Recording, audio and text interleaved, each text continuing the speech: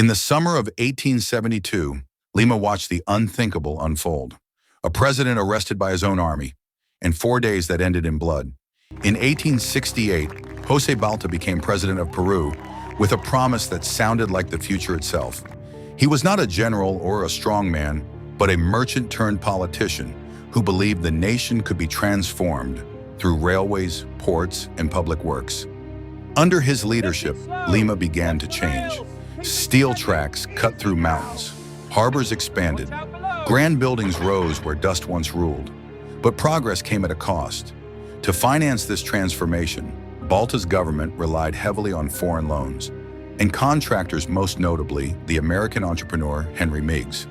While the projects modernized Peru's infrastructure, they also deepened the country's dependence on foreign capital and concentrated enormous wealth and influence in private hands.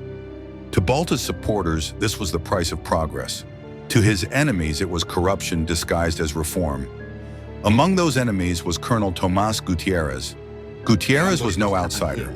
He was a career army officer with loyal followers inside the military, men unsettled by civilian control, shrinking patronage, and a government that seemed to favor merchants over soldiers.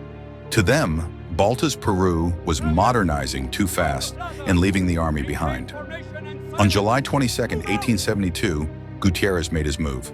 Troops occupied strategic points across Lima. Government buildings were seized. President Balta was arrested and placed under guard. Gutiérrez declared a new regime, claiming he was restoring order and defending the nation's honor. But beneath the rhetoric lay a simpler ambition: power. With Balta imprisoned, the coup's backers hoped to reshape contracts, control appointments, and silence opposition in Congress. The president himself became a bargaining chip in a ruthless political game. What the conspirators failed to understand was Lima. Merchants, politicians, workers, and ordinary citizens recoiled at the return of military rule. Demonstrations spread rapidly, streets filled with anger, rumors flew. For 4 days, the city lived on the edge of collapse. Then on July 26th, everything broke. José Balta was killed while still in custody. Official statements claimed he was shot while attempting to escape. But witnesses and newspapers told a different story, one of a deliberate execution meant to eliminate a problem, not prevent one. The murder ignited the city. Crowds surged through Lima, no longer protesting but hunting. Barracks were stormed. Strongholds fell. The coup leaders were dragged from hiding by furious civilians who believed the army had crossed an unforgivable line. Tomás Gutiérrez and his brothers did not survive the day. The coup ended not with negotiations or decrees, but with mob justice, a brutal and final rejection of military seizure of power. In the aftermath, Congress moved quickly to restore constitutional order. The failure of the Gutiérrez coup cleared the path for something unprecedented in Peruvian history. Later that year, Manuel Pardo was elected president, the nation's first civilian leader. For a moment, it seemed the streets had spoken and the republic had listened. Yet the deeper tensions remained. Foreign debt still weighed heavily.